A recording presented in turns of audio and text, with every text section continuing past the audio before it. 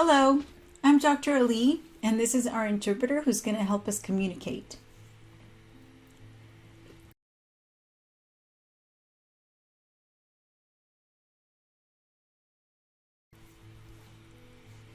This handsome guy is Alex, and this is Mom and Dad.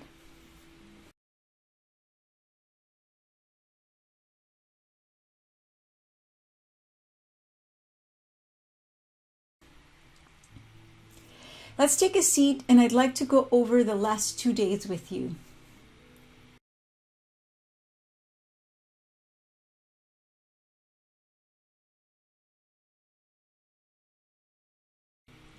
All right, so when we first saw Alex, he was having lots of trouble breathing.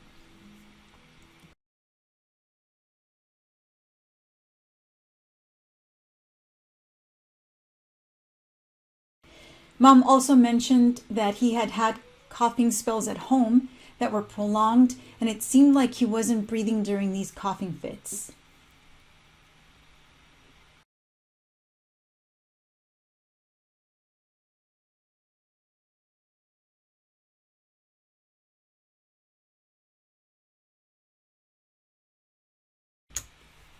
Alex has been able to use the potty on his own since last year when he was 3, but he had a couple of accidents after having a coughing spell.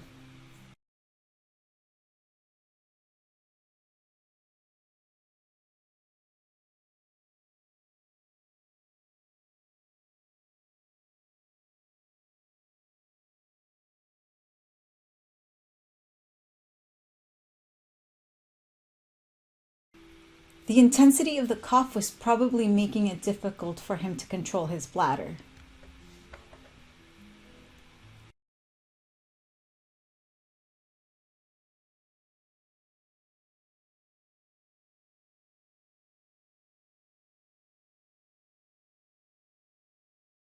Mom and Dad both noticed that Alex had been using the potty more often than usual, up to 4 to 5 times a day.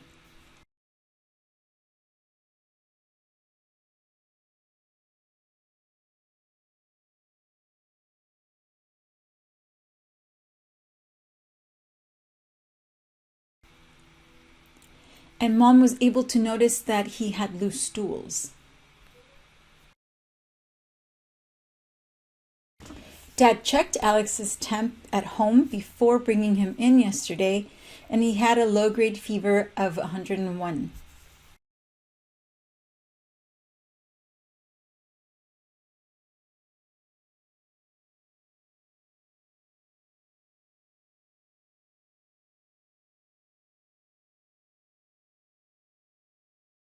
Prior to coming in, he'd had watery eyes and a runny nose for about a week and a half.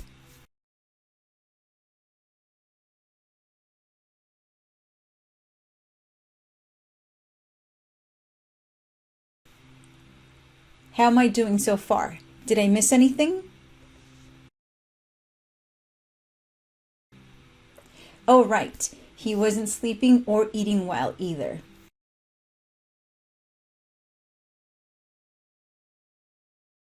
Okay, when you first brought Alex, he was examined by Dr. Khan, who is a pediatrician.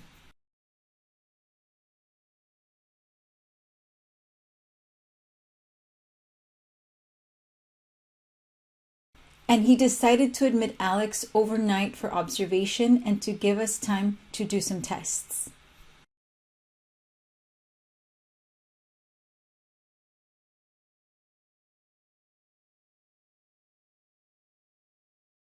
So we'll go over those test results now.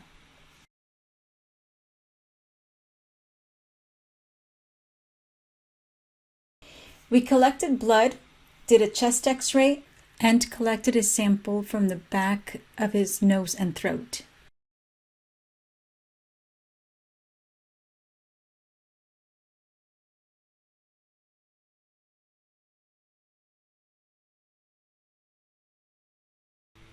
Of course, that was his least favorite.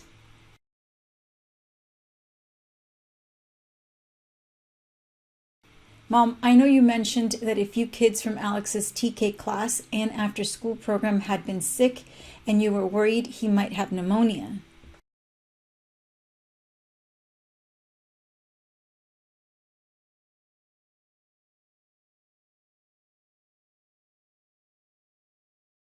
The blood tests did show an elevated white blood cell count, which typically tells us there is an infection present.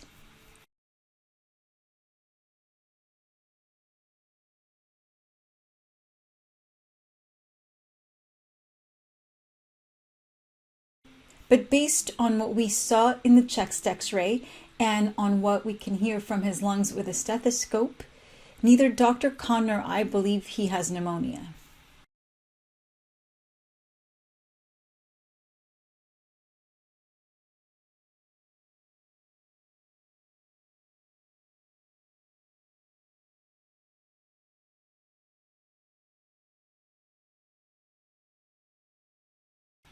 Dr. Khan and I both agreed that pertussis is more likely.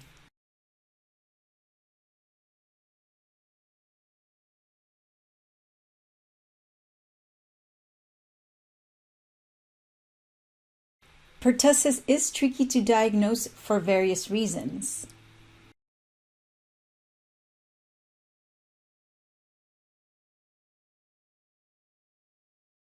One of the tests we collected a culture for can give us a result that is 100% accurate, but it takes 7 days to get those results.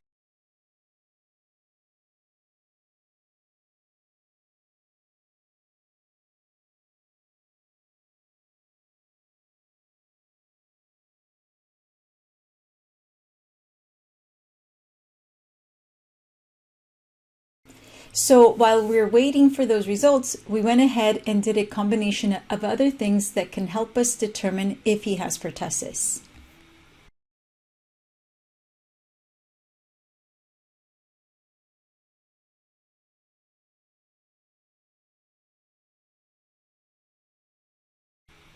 Those things included a physical examination, an observation of Alex's signs and symptoms, which we just went over,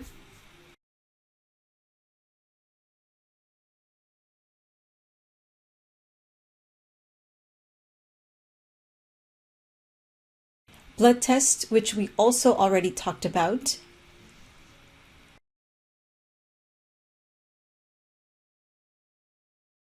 and a test called a PCR test.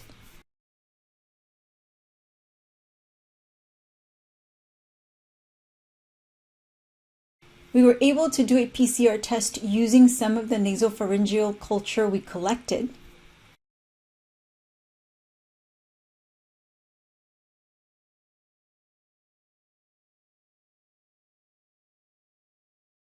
Considering the results of the blood tests, the PCR test, and Alex's symptoms, Dr. Khan and I agreed that Alex very likely does have pertussis.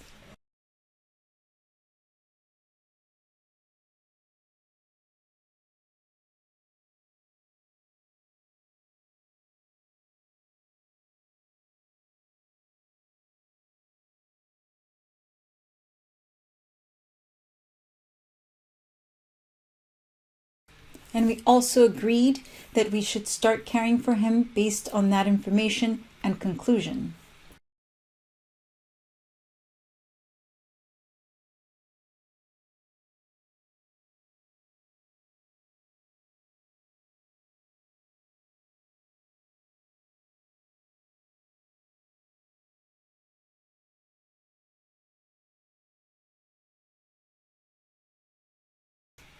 Let's talk about what that looks like.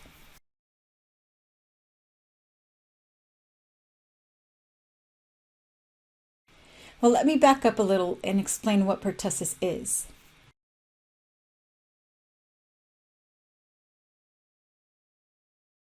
Pertussis is also called whooping cough in English because of the whoop sound you make as you're trying to catch your breath between coughs.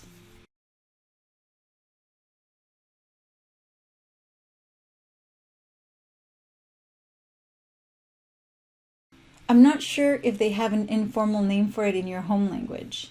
Do you know?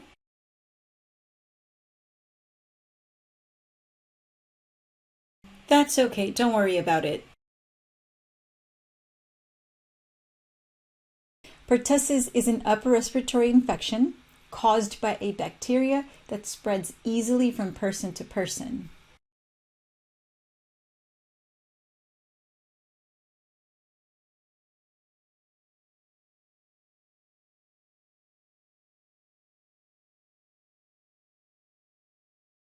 Alex is up to date with his immunizations, including the DTaP vaccine.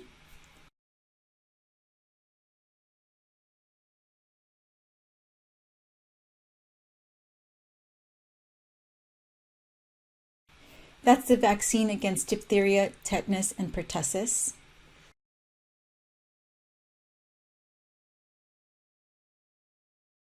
But sometimes, even if a person has received the vaccine, they can still get pertussis.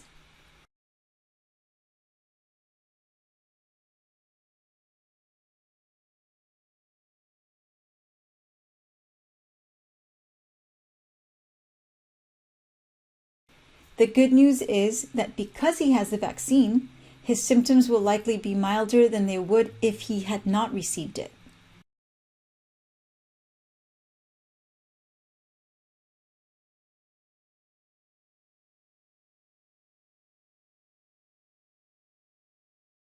He'll also get better quicker and is less likely to spread the disease to others because he has the vaccine.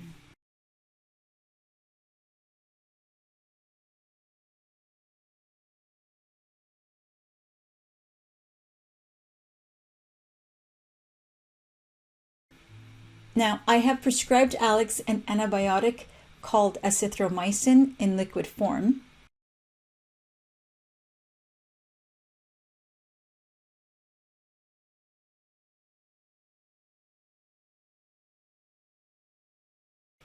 Today, before he's discharged, we will give him a dose of 400 milligrams.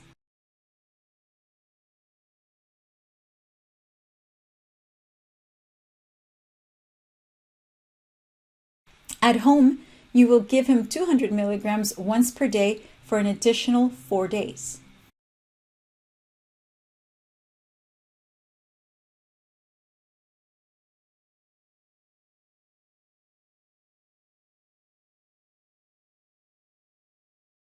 And we did send that prescription over to the CVS on Northgate, so it should be ready to pick up by the time you go home.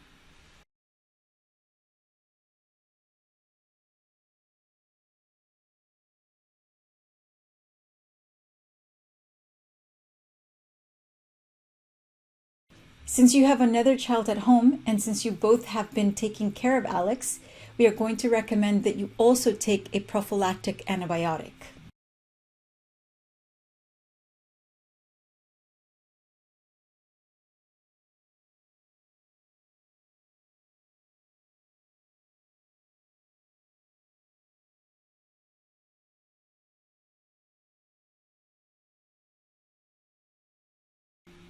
And we do this for 2 reasons.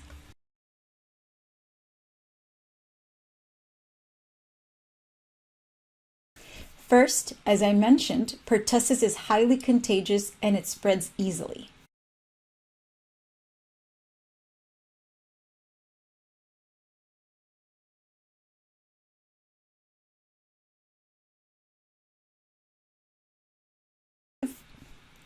Based on research, we know that the risk for people who live in the same household as someone who has pertussis is high.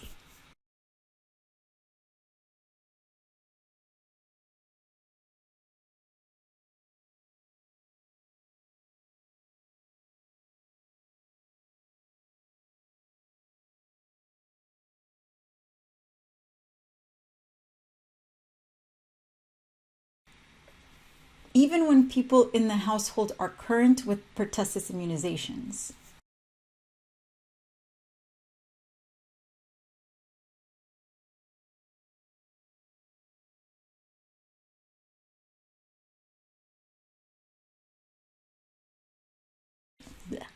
The second reason treatment is given as a precaution is to prevent you from getting sick instead of waiting for you to get sick, then treat you.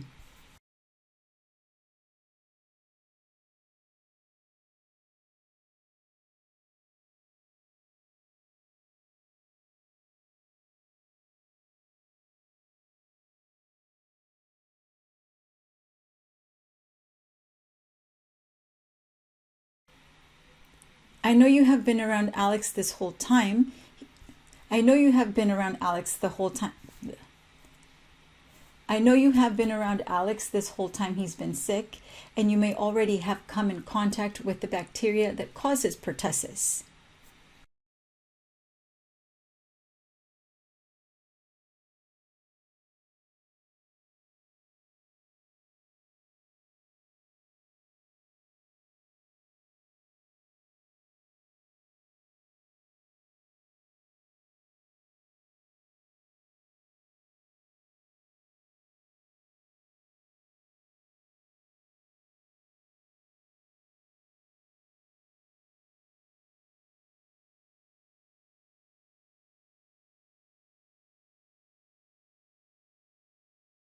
But even if you already have been infected by the bacteria, the prophylactic antibiotics are still going to be very beneficial because they can prevent symptoms the infection might normally cause.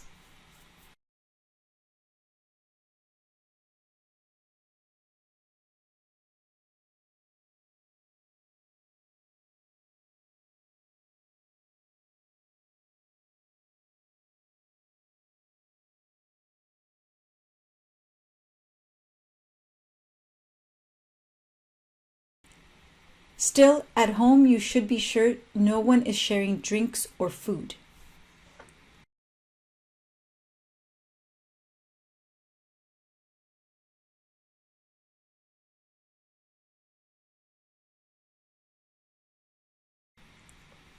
Hand washing is going to be very important for the entire family. Make sure everyone is washing their hands before and after you eat.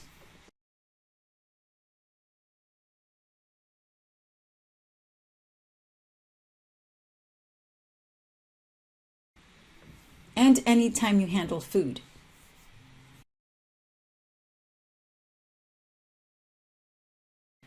Also, try to wipe down your devices often, things like phones, tablets, iPads.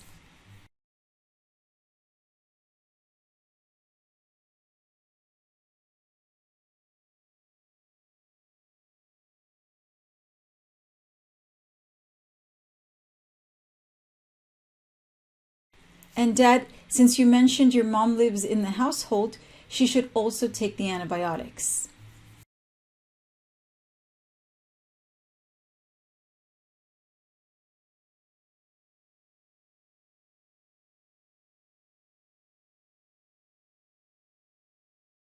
And it's my understanding that Grandma will be staying home with Alex until he can return to school. So, yes, she definitely also needs to take the prophylactic antibiotics.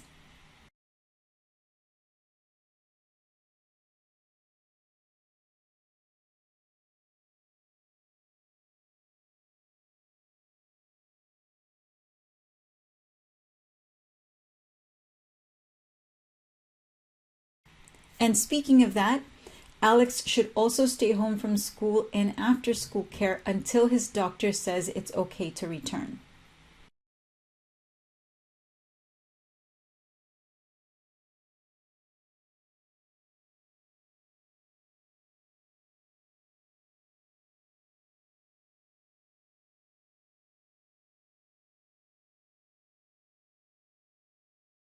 His doctor will be following him closely, so be sure to go to all of his appointments.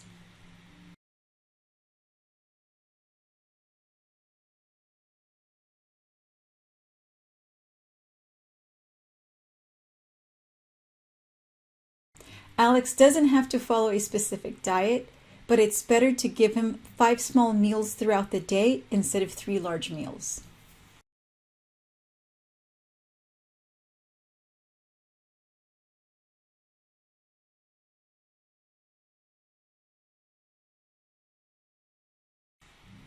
And it's very important that he keeps hydrated.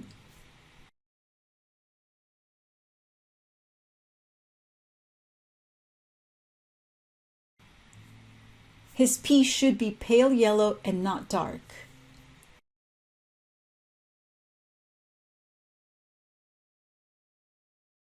Alex should see his pediatrician within 3 days from discharge.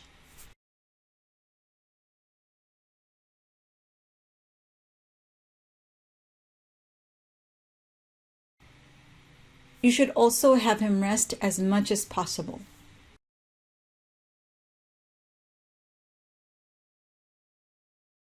But if you are at home and he is not able to eat or drink without vomiting, or he has a fever that is higher than 101, you should call the doctor.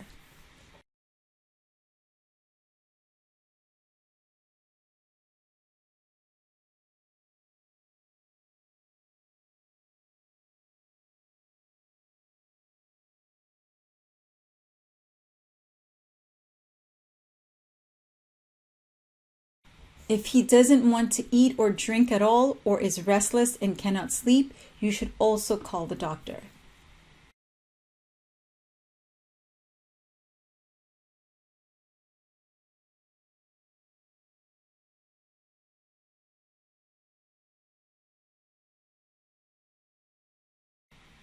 Call 911 or bring him to the emergency room immediately if his lips turn red or blue during a coughing spell.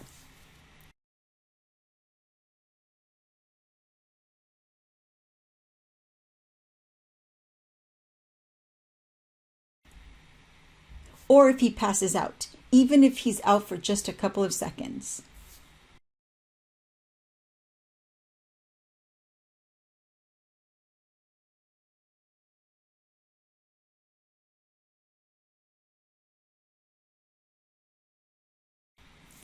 If he's struggling to breathe, or you notice periods when his breathing is fast, slow, or stops, you should also call 911 or bring him to the hospital.